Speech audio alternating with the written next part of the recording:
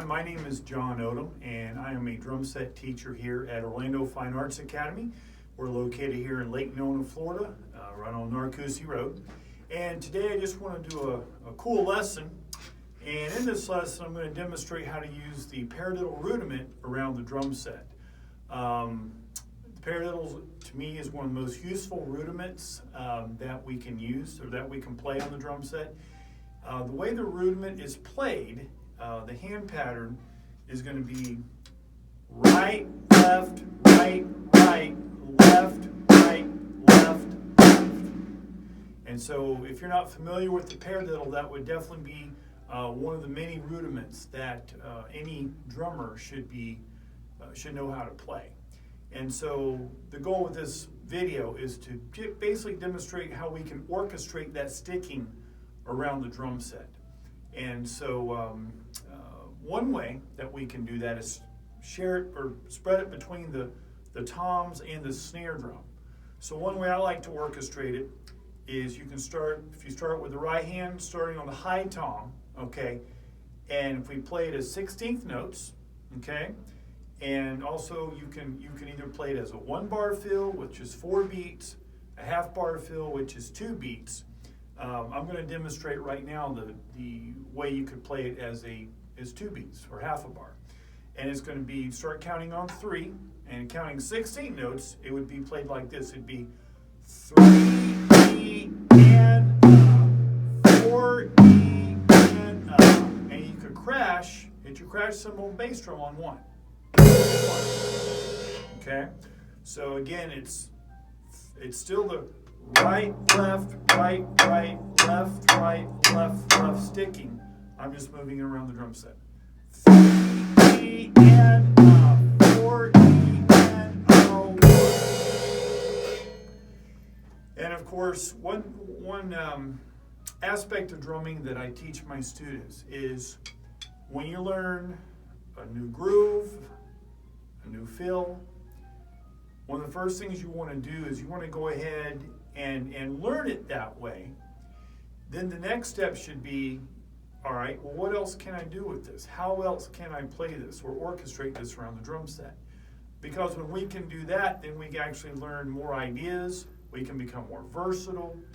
There's a lot more we can do. This instrument, as I play and teach, and as I learn more about the drum set and what the potential of this wonderful instrument is, the more I'm learning that I really believe the possibilities are limitless.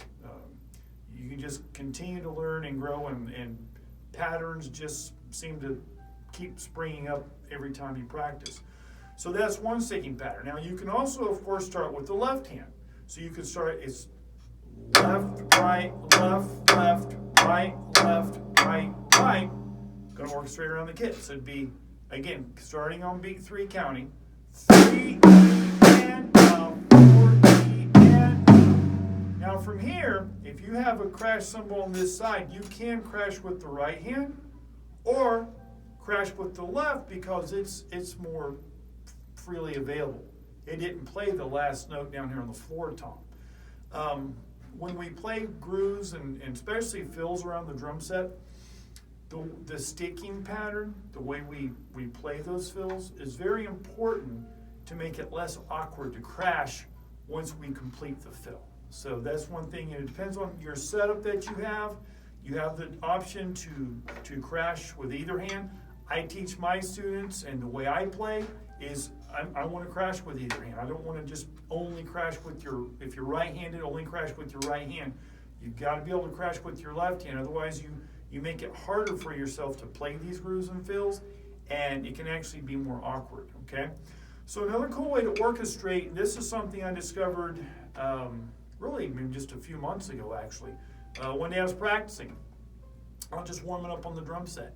And I always tell my students, part of a student's practice or a drummer's practice should be, it's not always practicing with music, with a metronome. Sometimes we turn the music off, no metronome, no drum book, and we just play patterns around the drum set. You'd be surprised what you can discover when you do that.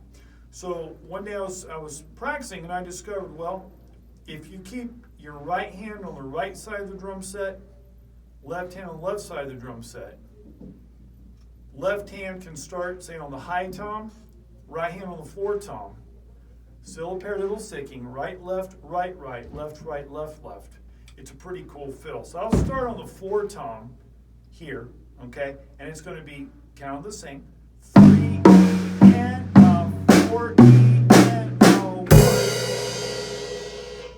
Okay? So one more time. 3 E and 4 E and 1. Of course, I could start in the same position. Start with the left hand. Same sticking, right? Still paradiddle. 3 E and 4 E and 1. And again, at that point, depends on how many crash cymbals you have, where you have them set up on your drum set. But that's starting with the left hand. Now, I can certainly switch these two, right? I can start with my right hand on the mid tom, left hand on the snare. So the whole idea behind this is a lot of times we get caught up in just playing the kit in a circular pattern. We just get used to going around the kit just from maybe starting on the snare, going from higher to lower toms, and that's what we do a lot. But there's so many different ways we can play fills. We can certainly go up and down. We can play it more of a vertical form, right? Vertical fashion. So I can start with the right hand on the mid tom, left hand on the snare, okay? And I can do this. 3 E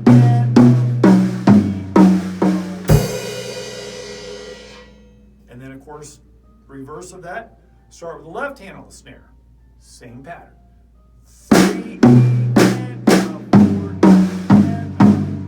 and again, crash with either hand. Okay?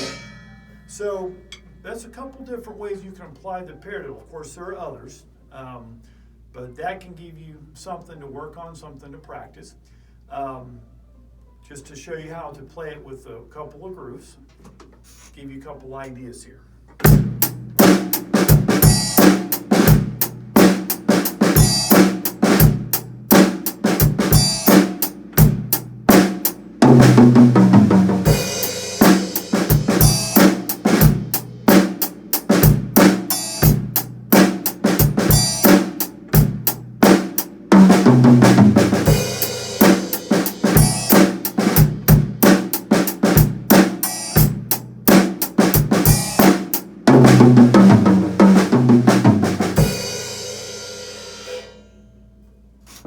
That last fill, you might have noticed that was a 1-bar fill or a full measure fill, 4 beats.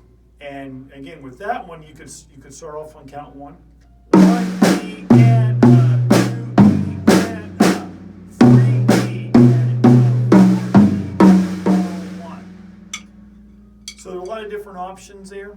Always the guideline that musicians should use and what I teach my students is we play what fits the music. We're there to serve the song, and that's always your best guideline. So if the paradiddle fill works and it doesn't detract or take away from the music, then by all means play that fill. Rudiments are something that we need to practice, we need to learn. That is part of the curriculum that I use, that I teach my students, because rudiments are the building blocks of drumming. So for lessons like this and for other aspects of drumming, whether you want to play drum set, snare drum, if you're playing drumline in school, we have a great music and art school right here in Lake Nona, right here on Narcoossee Road, Orlando Fine Arts Academy. Also, I do visit students in their homes. I do home lessons as well. I'm based out of East Orlando. So if you're interested, if you want to start with drum lessons, parents, if you have a child who's back in school and you want them to be involved in extracurricular activity, music lessons are a great way to help with concentration, to help with students to be able to concentrate better, perform better in school. Please, contact information will be here on the video. So thank you for watching. Hope you have a great day. Take care.